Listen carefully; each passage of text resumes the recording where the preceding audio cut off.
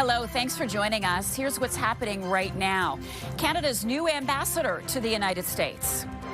So he brings that outside of politics, real-world experience that I think will be of benefit to the country for sure. The key shakeup ahead of crucial trade negotiations. They're seeing that the Canadians are not coming back in the numbers they used to. How many travelers are still icing out American destinations?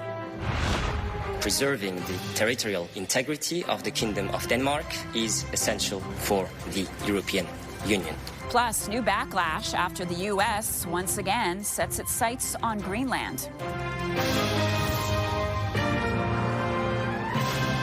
CTV National News with Sandy Ronaldo.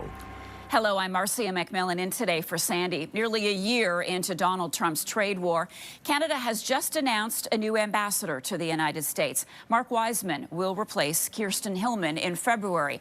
The change comes at a crucial time as Canada gets set to renegotiate our existing trade agreement with the U.S. and Mexico. CUSMA has so far shielded the Canadian economy from the worst of the effects of tariffs, but things could soon shift dramatically. CTV's Jeremy Sharon is on the story for us tonight and joins us now. Hi, Jeremy. Marcia, this is a major diplomatic appointment. The Prime Minister was quick to fill the post, and it couldn't come at a more critical time. He is a global investment banker, pension fund manager, and friend of Prime Minister Mark Carney. Now, Mark Wiseman will be Canada's next ambassador to the U.S. There is going to be an enormous amount of hurdles and landmines that the ambassador is going to have to walk through. He steps into what is widely viewed as Canada's top foreign post without any diplomatic experience, but the Prime Minister's office points to his extensive experience at American financial institutions and knowledge of capital markets on both sides of the border. So he brings that outside of politics, real-world experience that I think will be of benefit to the country for sure.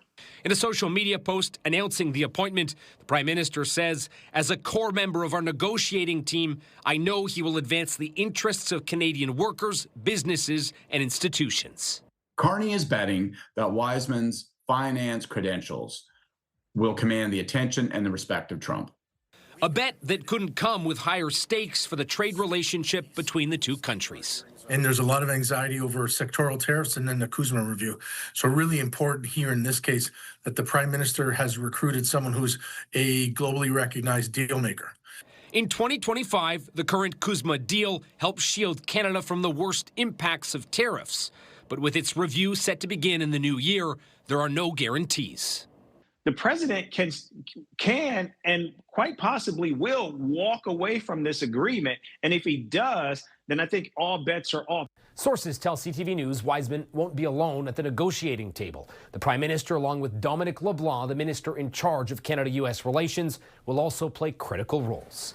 Marcia? Thanks, Jeremy. U.S. President Donald Trump's appointment of a special envoy to Greenland has renewed tensions with the European Union over questions of sovereignty. Preserving the territorial integrity of the Kingdom of Denmark, its sovereignty, and the inviolability of its borders is essential for the European Union. On Sunday, Trump announced that Louisiana Governor Jeff Landry would be appointed the special envoy, giving no prior warning to the leaders of Denmark and Greenland. This comes after Trump called for U.S. jurisdiction over the mineral-rich Arctic island earlier this year. After his appointment, Landry posted that it's an honor to serve the president in this volunteer position to make Greenland part of the U.S. Canada's sovereignty has also been under constant threat from Donald Trump during his second term in office. And faced with an ally acting more like a bully on the world stage, Prime Minister Mark Carney has prioritized reinvesting in the military. CTV's senior correspondent Judy Trin looks back now on Canada's strategy to defend its economic future. Canada's new government will rebuild, reinvest and rearm the Canadian Armed Forces. The Prime Minister's clarion call to defend against a superpower's imperialism. What I'd like to see, Canada become our 51st state. We give them protection, military protection. Donald Trump turned his threats into a trade war, pushing Mark Carney to turn the military into an economic shield. I'm announcing today that Canada will achieve NATO's 2% of GDP target this year, half a decade ahead of schedule.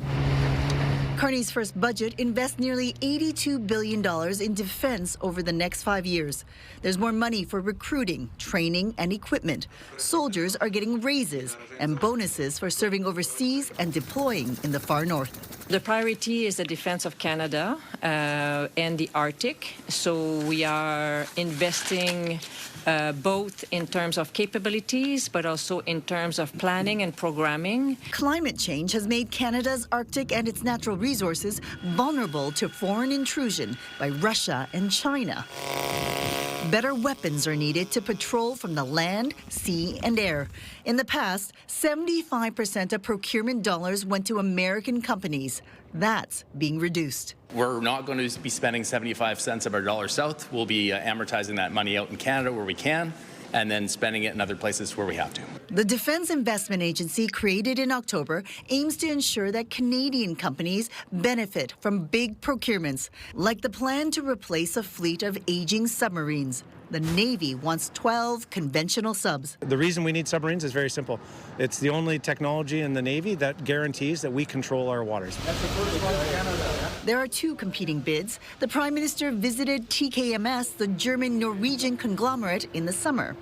Then in the fall, Carney visited the South Korean rival, submerging himself in Hanwha's proposal. I'll be back in 60 days. The contract, which includes manufacturing and maintenance, could be worth more than $100 billion. The winning bidder is expected to share the rewards. Buying Canadian, both in terms of steel and aluminum.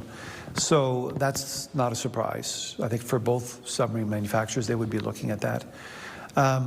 Obviously, the question of servicing these vessels over time. I mean, remember, this is a long-term investment. We're talking 30, 40, maybe even 50 years. While the submarine supplier will be chosen next year, the decision on fighter jets is still up in the air. Canada has already purchased 16 F-35s from the U.S. With Trump's tariffs, whether to buy more is being reviewed. I don't believe that we've had enough jobs created and industrial benefits done out of the F-35. Then there's the Swedish charm offensive. The King leading the charge to pitch the Gripen fighter and offering to build the Nordic jet in Canada. The government's steps to diversify our defense and trading relationships are absolutely crucial, but need to be accelerated. The military budget will continue to increase over the next decade. The Prime Minister, along with NATO allies, has committed to spending 5% of GDP on defense by 2035.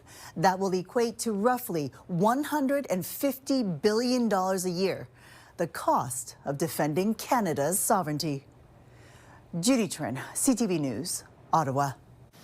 American news outlet CBS News pulled a segment on 60 Minutes, sparking backlash and fears of corporate censorship. The segment would have featured accounts of Venezuelan men deported by the Trump administration to a notorious maximum security prison in El Salvador. The correspondent on the story, Sharon Alfonsi, says the story was fully fact-checked and legally vetted in time for air. However, CBS editor-in-chief Bari Weiss raised concerns about the story, namely a lack of response from the White House to the reporting. According to Alfonsi, requests for responses from the Trump administration went unanswered. In her memo, Alfonsi argued that the administration's silence cannot be allowed to become a veto of a story. Well, it's the busiest travel time of the year as Canadians from across the country head out on vacation or to visit family and friends this holiday season. But it appears there is one destination that is still getting the cold shoulder. CTV's Scott Hurst joins us now with more on Canadians' travel plans and where they're headed. Scott. Marcia, during the holiday season, Toronto Pearson, Canada's busiest airport, is expecting more than 3 million passengers, so it'll likely be very busy. It is a similar story at airports right across the country, both big and small, but as the year comes to a close, one glaring travel trend stands out. We have boycotted traveling to the States.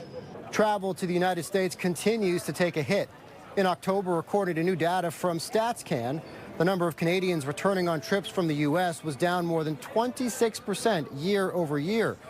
Political turmoil with the current U.S. administration erupted soon after Donald Trump returned to the White House and he began poking fun at America's northern neighbor and attacking Canada's sovereignty. It is a trend that has remained consistent for much of the year, Canadians saying no to popular U.S. travel hotspots. A lot of concern going forward about who is going to be traveling and will they be traveling back to the U.S., and time will only tell. But at this point, definitely I'm seeing a reduction in crowds and people and lineups and reservations and anything like that. It is a similar story for Canadians traveling south of the border back by car. Return trips by Canadian residents from the U.S. on land declined more than 30% to 1.6 million in October. Here's one category that has turned around. Trips to Canada by U.S. residents is up for the first time in 8 months. Marcia? Scott, thank you. After contentious bargaining and 2 strikes in as many years, Canada Post and the Postal Workers Union have reached tentative agreements. The 2 sides finalized the agreement after reaching a deal in principle last month. The deal, pending ratification votes set for early next year, includes higher wage increases, enhanced benefits, and a weekend parcel delivery model. Both sides have promised not to engage in any strike or lockout activity during the ratification process. New details are emerging about the Bondi Beach mass shooting as Australian health officials say 12 people injured at the Hanukkah celebration remain in hospital. Police say the suspected gunman threw explosives at the start of the deadly attack and had practiced shooting weeks before the fatal incident. Authorities allege the father and son meticulously planned for months and scouted the beach 2 days before the shooting. 24-year-old Naveed Akram has been charged with 15 counts of murder. His father, Sajid Akram, was shot and killed by police at the scene. Multiple people had to be rescued when a massive sinkhole opened up in England, trapping boats. 2 narrow boats are stuck in the mud at the bottom of the huge hole, with another teetering on the edge of the 50-meter-long breach, which opened up in the town of Shropshire, about 70 kilometers south of Liverpool. Emergency services have declared a major incident, which is being blamed on an embankment failure. No deaths have been reported. Legendary singer Barry Manilow has announced he will need surgery to remove a cancerous spot on his lung, and he's had to reschedule multiple concerts.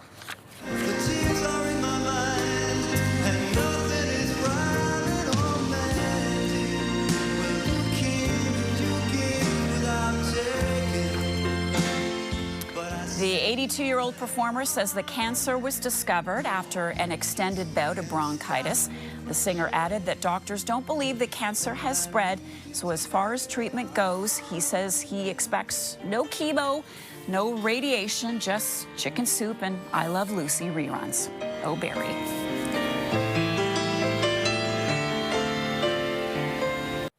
A warning from health officials about the flu season as Canadians get set to gather for the holidays. The country is seeing some of the highest flu positivity rates in years. CTV's Garrett Barry now on the efforts in Atlantic Canada to get as many people vaccinated as possible. Flu always moves from west to east, and so we're a little bit behind, but we are starting to see in the last couple of weeks. As families across the country contend with a difficult flu season, health officials in Atlantic Canada are urging quick action as the wave starts to arrive in this region. My hope is that we learned some things from the pandemic and that we tend to be too complacent about respiratory viruses. Children have been hit hard with this year's H3N2 influenza strain. In Ottawa, 3 children have died from complications. In Newfoundland and Labrador, kids have been far less likely to get a flu shot this year, something Chief Medical Officer of Health Janice Fitzgerald is pressing to change. That varies a little bit from age group to age group, but every age group is below 10%. So we really would like to see that up a little bit higher. Kids can get quite sick from the flu. In Nova Scotia, to slow the spread of viruses, health officials brought back masking requirements this week inside health facilities. In New Brunswick, pharmacists are seeing more demand for the flu shot, up about 10% over last year. Despite what they hear with regards to mismatch and that type of thing that's being reported, they have to realize that there is cross protection still within the vaccine. So it is very, very important that they don't dismiss it. Flu season usually hits hardest after Christmas in Atlantic Canada, so officials say a vaccination now would go a long way. Garrett Berry, CTV News, St. John's.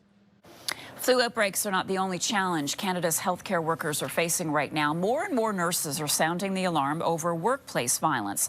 CTV's Alex Karpa caught up with a nurse in Winnipeg about her experience of allegedly being attacked while on the job. This is Katie Stark. She has been a children's emergency nurse at Winnipeg's Health Sciences Centre for 15 years, dealing with a lot on a day-to-day basis. But nothing prepared her for when she was allegedly assaulted on the job. I was punched, and it was it was the scariest moment I've experienced. Stark says the incident made her vulnerable at work, but says these incidents don't just happen to her. A 2025 survey from the Canadian Federation of Nurses Unions found that 6 in 10 nurses reported experiencing violence while on the job. And in Manitoba, there were 812 workers' compensation claims accepted in 2024 for nurses who were victims of assault or violent acts, up from 298 in 2015. This isn't normal, and it's not part of our everyday job. CTV News has reached out to the hospital for comment, but has yet to receive a formal response. Last week, CTV News also confirmed a doctor was assaulted in HSC's emergency room. It's very disappointing that that's happening. Recently, 2 hospitals in Manitoba were grey-listed by nurses, which discourages others from taking jobs due to safety concerns. Dr. Margot Burnell says it's important to support frontline healthcare staff who have been attacked while working. If they have undergone trauma, to make sure that they are supported after that event, because that's obviously a very difficult situation for them. As for Stark, she says it's simple. She would like to see the violence against healthcare workers end. I'd like to see it taken seriously. Back in September, the province said that 2 police officers would be stationed at this hospital around the clock, and AI detectors were also introduced into this hospital earlier this year to try and curb the increased violence. Marcia. Alex Karpa in Winnipeg, thank you. Still ahead, questions of legitimacy pile up. How these images drove misinformation.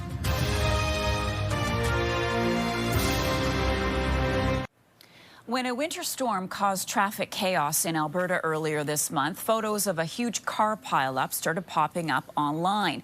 Some of those images were AI generated, sparking concern and even disbelief over whether there was any accident at all.